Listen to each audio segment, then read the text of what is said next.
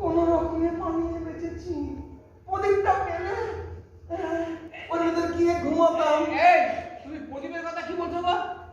তোমাকে তো ঠিক সুবিধে বলে মনে হচ্ছে না। গরিব লোক বলে এতক্ষণ কিছু বলিনি। তুমি কোন হয়?